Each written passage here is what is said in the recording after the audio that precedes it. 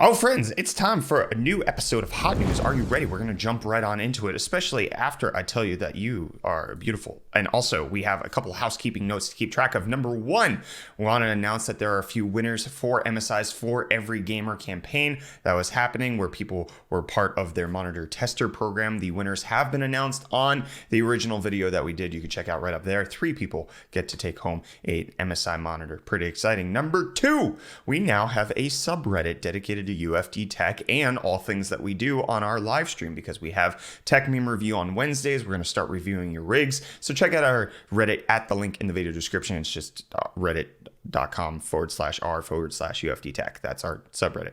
UFD Tech. It's pretty simple.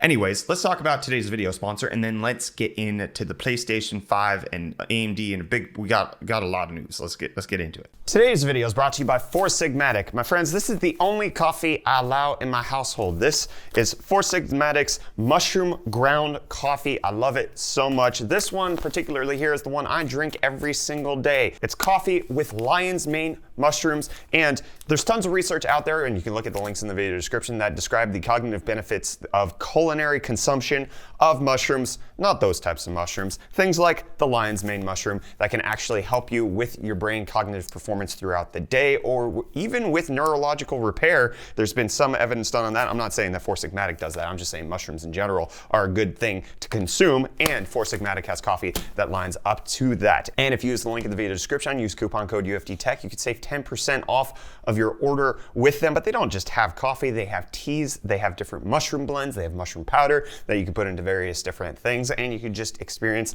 the great beneficial world that is consuming mushrooms. It's great stuff, friends. So check them out, use coupon code UFDTech, save 10% off of your first order. Only coffee I ever drink. So before the PlayStation 5 gets announced a little bit later today from Sony officially, because that's going live at 4 p.m. Eastern Time, 1 p.m. Pacific, we got a leaked price on Amazon yesterday with regards to the PlayStation 5, as well as other games that should be co-announced for the PlayStation 5 and Xbox Series X. It's quite interesting that these things got listed the day before PlayStation's announcement. So we can see here that there is a PlayStation 5 2 terabyte placeholder that was put on Amazon UK store for £600, which is quite pricey. And what we've seen from pricing in the past, that usually pounds and euros and dollars are equivalent to each other in how they release them across the world. Initially, they might have regional changes after that, but it's usually the exact same number across the board, regardless of currency. However, another interesting thing is that the PS5 1 terabyte was also listed at the same price. And what's even more interesting is the fact that Mark Cerny talked about the PS5 having 825 gigabytes. So if they're going to be rounding it up to 1 terabyte, that's kind of intriguing. However, a lot of people did seem to think that this might hold some weight, but $600, £600 is a lot to pay for a console. And I wouldn't say that I'm necessarily surprised by this because of the sheer raw specs that they're putting into these consoles. A 2.2 gigahertz RDNA 2 GPU in the PlayStation 5 will not come cheap. That is not going to be a low-end card. These consoles are something that are absolutely at the top of the food chain when you compare them to a regular old gaming PC right now. You can argue that the fastest gaming PC in the world can beat these consoles, but the average gaming PC is not even going to touch these things. However, also interesting was that there were some listings placed for several different game manufacturers to publish new games on the PS5, including Konami, Namco Bandai, Rockstar, and Bethesda seemingly all have a placeholder. The scary part about this is if you look at the price, it's £70, which would indicate a price increase on the games as well, not just the consoles. So obviously we're waiting for today to find out the rest of everything, but yesterday gave us a good indication. We'll see if it's confirmed. Maybe in a couple of hours when Sony comes out, this might hold up. It might not hold up anymore, but Amazon leaking the pricing before Sony had a chance to even come out about it. And then let's go ahead and talk about something else that everybody's holding on to, RDNA 2 for desktop, as well as Zen 3 for desktop as well.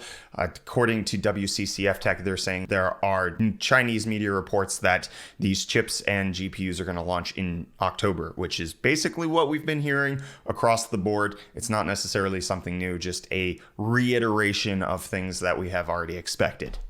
But that's not the only little bit of AMD news we have. No, my friends, it appears that Horizon Zero Dawn must be getting close to coming out on the PC, because if you check the Steam store page, it just says that it's coming out summer 2020 with no actual release date. But now AMD is bundling Horizon Zero Dawn Complete Edition with the purchase of select Ryzen processors. From the 3600 on up to the 3950X, you can get Horizon Zero Dawn bundled with your AMD CPU if you're in EMEA, which is Europe, Middle East, and Africa. It's not something that's rolling out into the US right now. However, I did notice this when I went onto our friend Wootware's page, and they had this promotion running. And wouldn't you know it, they're listed as one of the companies that are participating in this giveaway. So this is kind of interesting because we don't have a release date, but you're getting a free code from AMD, which should mean that the release is nigh. Maybe they'll announce it today at the PlayStation event saying, hey, we're announcing Horizon Zero Dawn 2 and regular Horizon Zero Dawn is now available to play on PC. That would be phenomenal. What's also phenomenal is some advancements that Intel has been making. I know, we want to joke about Comet Lake and how they've been stuck on 14 nanometers forever, but they have made some improvements when it came to 3D chip stacking technology, which they codenamed Foveros, and now their first processors are launching as of yesterday. Intel launching the new Lakefield hybrid processors, which feature big and little cores and should be able to work in innovative form factors like foldables and dual screen devices. You can see here that they have 5 cores, which is 4 Tremont cores plus 1 Sunny Cove core. And essentially the idea behind this is that these i3 and i5 Lakefield chips should be able to replace the Atom when it comes to that like in between area where the Atom's not quite enough, but you're not really needing a full high-end gaming processor in your laptops. You can get by with one of these new Lakefield chips, and it should do pretty dang well. As long as you don't have any security vulnerabilities. Because unfortunately, it has now come out that there are new vulnerabilities for Intel chips because of course they're freaking are. They're using Intel's SGX, and it's called Crosstalk, and it can go across multiple CPU cores, and it's just basically the same thing that we've always seen. Intel's speculative execution is just completely vulnerable to side channel attacks. And unlike Spectre and Meltdown, they can attack it from any CPU core on the processor, which is one of the reasons why it's called Crosstalk. But that's not the only CPU vulnerability that came out. Apparently, ARM CPUs are now vulnerable to straight line speculation. It's a new side channel vulnerability for ARM CPUs. It's just kind of trying to make CPUs faster and make them more vulnerable. If you want to know more, we'll leave links in the video description for the finer details on this. But the fine details when it comes to robocalls is do not robocall people. It's a bad idea. Nobody likes it. Nobody likes receiving them. And apparently the FCC doesn't like anybody doing them because they are now proposing a record-setting fine of $225 million against robocallers, specifically a couple of Texas-based health insurance telemarketers known as Jacob Mears and John Spiller for making 1 billion robocalls between January and May of last year. In 5 months, they made 1 billion robocalls. That's insane. What's also insane is what we've been talking about, the upcoming RTX 30 series from NVIDIA and the leaked cooler, which looks pretty dope if you ask me. And then we've also been talking about the leaked specs. Well, now we got more pictures of the actual heatsink, the fin array, and how all of that works. We've got details, and we can see that there are indeed 4 massive heat pipes that are running the length of the card. As you can see there, you see that at where the giant circle cutout is, that's likely where it's going to mount directly to the GPU die. And you can see it does have that triangle cut out, but leaks on leaks on leaks on leaks coming out about RTX 30 series. It's just coming hot and heavy, which is what Elon Musk wants the Tesla Semi to do. Come out hot and heavy, saying that he wants to go into full bore mass production for the Semi, releasing that in a memo to Tesla. They're saying that they've been in limited production so far, and he wants to ramp it up, and confirming that that leaked memo is indeed true. Tesla Semi coming out for mass production, hopefully sometime soon. Quieter semis, not necessarily a bad thing. And quieter Ford F-150s are apparently looking to hit dealerships in mid-2022. Ford coming out and saying that the F-150 and the Transit vans should be available in electric forms in about 2 years. And it only took more than 2 years to get No Man's Sky to kind of be exactly what it had envisioned. And even then, I'm not sure it's like 100% there, but it has redeemed itself from from the giant cesspool of crap that it was on the first day of launch. Anyways, No Man's Sky, as of today, is now crossplay compatible between all of the different ones that you want to play with. So go ahead and discover Aliens together. And you could be together with other people on video conferencing apps such as Zoom or whatever. Well, now you can do it with Panasonic cameras. And the only reason I bring this one up is because we had a Panasonic GH5. And there were so many times where I would have just loved to plug it in via USB into my PC and get it to work as a webcam. And I'm so kind of miffed that it took a pandemic to get Panasonic to release this software. It's not a terribly complicated thing to do. It's already basically based on the technology that they use for images. So they would just have to change a few things to make it available for video. It's still in beta, but I mean, friggin', I wanted this for so long, and now we got rid of it. We're on Sony completely. So, you know, shut up, Panasonic.